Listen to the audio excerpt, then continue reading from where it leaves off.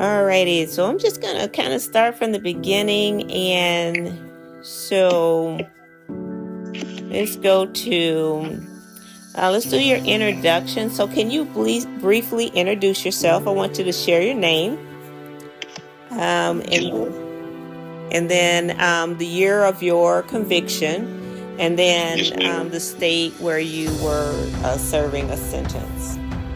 Okay. My name is Minister Irvin Mahoney. I'm born 08/22/1960 in Winter Haven Hospital, but I was raised in Lake Alfred, Florida. My first sentence was dated 2/12/1989 for the use of possession of drug paraphernalia. I was booked in on one count. Arrested date, agency reported number, none. I was arrested from a Polk County Sheriff Office, and the summary for the case was 53-1994 ET 00574-01XX-AA. Now the case is closed. Case is closed. I'm telling you, that's the main point. The case is closed. So, yes, ma'am. Take me, Minister Mahoney, back. I want you to reflect on your life before incarceration. Like, what were your aspirations? What did you say, this is what I'm going to be when I grow up? What was your aspirations? My first and most grateful expectation was I wanted to be a professional baseball player and play shortstop for the Yankees. Oh, wow. How cool is that? That is great. Oh, what an amazing thing. What an amazing thing. So tell me about what were your challenges? What were your challenges as a young man and aspiring to be a baseball player, a shortstop for the New York Yankees? What kind of challenges were you having at that time? My challenges was great. I was born and raised in the born in 1960. Then in 1967, 68, Lake Alfred, little small town in Florida, we did the integration. My uncle Albertus Malsby walked uptown Lake Alfred to integrate the white schools. It was still had the colored water fountain, colored bathroom. Even in Winter Haven Hospital, the only doctor that would see black patients, his name. Around early 1960s, the only white doctor that would see patients at Winter Haven Hospital was Dr. LaRue. We had to go around the back side of the hospital in order to be seen. That was the beginning of change in a small town in Polk County, Florida. But fast forward on to my baseball and playing, the only thing that we done in Lake Alfred was we had a Negro League baseball team in Lake Alfred. Mr. John Benny Sankfield was the baseball coach. And we played what was called Negro baseball. And I got a love for the game because we had a Mr. Amos Watson that was a professional pitcher that was born and raised in Lake Alfred that played on the Negro League right before Jackie Robinson was called to play professional baseball. And he came home and he taught us a lot about baseball. And he took me under his wing. And Mr. Warren, there was another young man named Warren Allen. He was a great baseball player as well from Lake Alfred. And the three of them taught us quite a bit about baseball growing up. We had a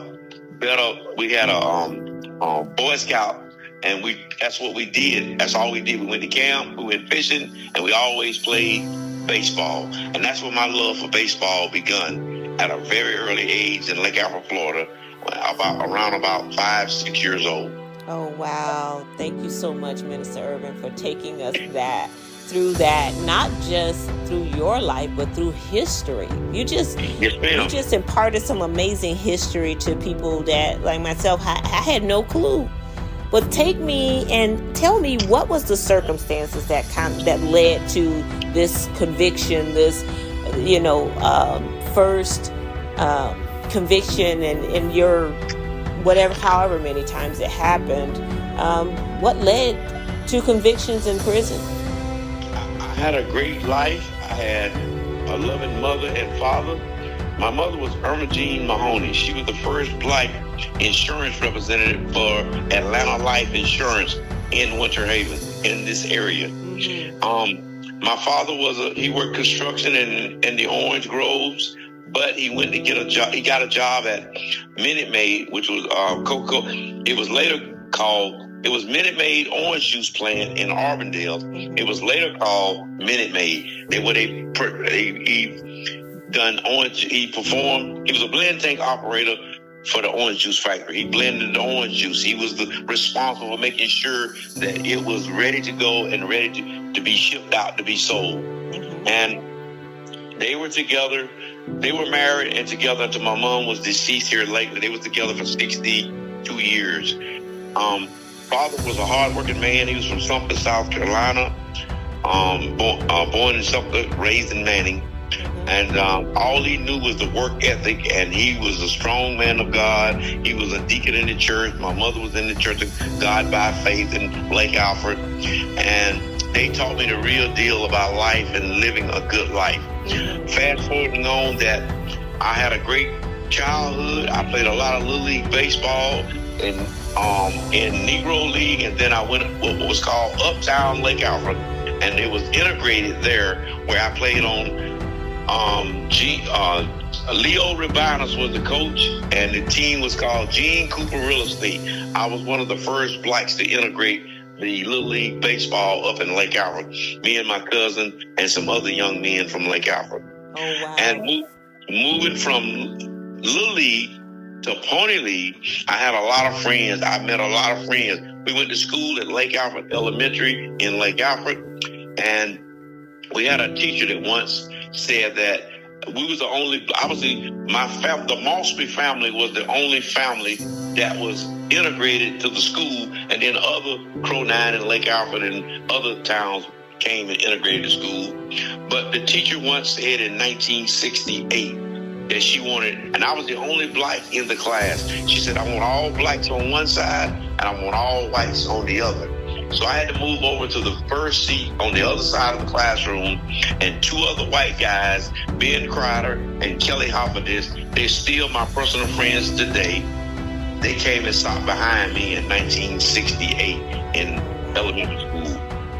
Wow. So I had a great growing up. I had a great youth baseball, Little League baseball, fast forward on to Pony League baseball. Yes. You had amazing parents. You had all of these things. Church. So how a great church. So how did incarceration and how did prison come into your? How did that happen? I was even in the military for years. I did 4 years and 3 years reserve. Oh, wow. I did 4 years in the military, and I did 4 years reserve. Come back to the military. I even played sports. I played baseball, track and field. I was in Belgium, Germany, in the USERA track and field. I won the competition. I was brought to Fort Carson, Colorado, to Colorado Springs to try out for an Olympic tryout, and I was also doing baseball trials as well. But fast forwarding home, I came home from 8 years, 10 years of being gone, come home. A friend of mine, Bruce Clay, helped me got a job at Publix. I received a job at Publix. I worked at Publix. I worked my way from part-time to full-time, bagging groceries, stocking groceries, working produce, all the way to being in management. And being in management and living a good life for Publix, going for my managers, training, going to work, being very successful.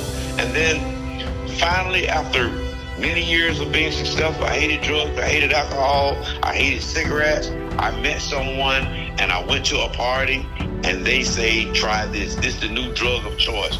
And I said, no, I don't do drugs. I don't smoke cigarettes. And friends of mine kept trying to influence me to do it. So I wouldn't do it that particular night. But then fast forwarding about 2 weeks later, I went to another friend's house party, and they were smoking crack cocaine, and it seemed like they were having so much fun. They were jumping into the swimming pool. They were just having fun, I thought, but not knowing that they was hallucinating. They was taking barbiturates. They was taking different other drugs to enhance the crack cocaine. And a friend of mine gave me a pipe, and he gave me something, and he put it up there. He lit it, and he told me to inhale the drug. I would feel good. I was tired, put in a lot of hours, 65 hours a week at the grocery store, so I tried it. And that's how I began my drug of choice with cocaine. Started out at a party, supposed to make me feel good, but then I started craving it. I started wanting it afterwards. I would be working and I would be doing things, but I would be craving and thinking about the drug on the other half. So then I would always leave the job to go and enhance in order to purchase some drugs. Wow. Thank you so much, Minister Mahoney, for telling us and taking us through that whole process. The whole process, such an amazing thing. Great parents. You had an amazing, childhood, aspirations, a great church. Yes, you went to the military, and yet you came home. You had this job, and you went to a party, and life changed for you. Yes, ma'am. You made a decision, and life changed, and there led to your convictions. Yes, ma'am. So take us through the turning point. So you got convicted, you went to prison, and describe, though, the moment or the series of events that served as a turning point in your life. You're now on drugs. You're craving this drug. You've gotten in trouble with the law. You have now found yourself incarcerated. I don't know how many times, if you want to share that, how many times you did that, or how much time you're talking about for your incarceration. What motivated you to say, enough is enough, I need to seek change, I need to do something different? What changed? My cocaine started, my first offense was February 12th, 1989 was my first offense in Polk County Jail, but I got out of Zephyr Hill Correctional Institute. I got out of Zephyr Hill April the 16th, 1993, when I left Florida Department of Corrections. My correctional institute was Zephyr Hill. So I went from 1989 from 1989 to 1993 of getting in trouble, going to jail constantly. It just seemed like for me and for many others that are out there that are still doing different types of drugs, no matter what their drug of choice is, once you begin to feel as though you are or you have been labeled a failure, or you are a menace to society. I remember being in court, and the state attorney stated to the judge that Mr. Mahoney has all these charges, he has all these possessions of drug paraphernalia, he keeps stealing. I had a lot of petty retail theft charges that was valued at over $100, and back in the late 80s, mid 80s and 90s and stuff, they were circumstances that after the third time you was convicted of a petty retail theft of more than $100, it was considered as a robbery charge. So once I got to that place in my life of saying, I can't get off this drug, went to several drug rehabs. I went to the Veteran Administration. I was sent out to Fort Lauderdale, Miami, to some of the most greatest drug centers that was had a very success on recovery. But for me, I just couldn't kick the drug.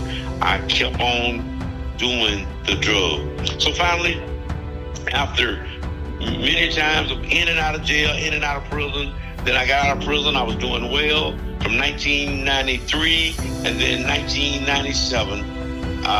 That's when things went back south again for me. Even though it was my last time in 1997, after the 1993 going to prison. But what changed me was I had a drug rehab counselor down in Sebring, Florida. She said to me, she said, "Young man, why are you doing what you're doing? You're not like the rest of them." And I asked her, "What do you mean by I'm not like the rest of them?" She said to me, she said, "You got a potential. There's a calling on your life. You can be traveling the world speaking to football stadiums and millions of people." And I said, wow, she must have had some drugs herself before she came to work. But Michael Jackson had a song. And for me, I had been in this drug rehab that was part of my sentence. I worked for 6 months and I was in drug rehab for 6 months. So in order for me to graduate for a year of the drug center, I had to, my assignment was to do a 500-word essay, and the song she gave me was "The Man in the Mirror." I had to do a 500-word essay, and I had to act out the essay. And we was on a stage. No.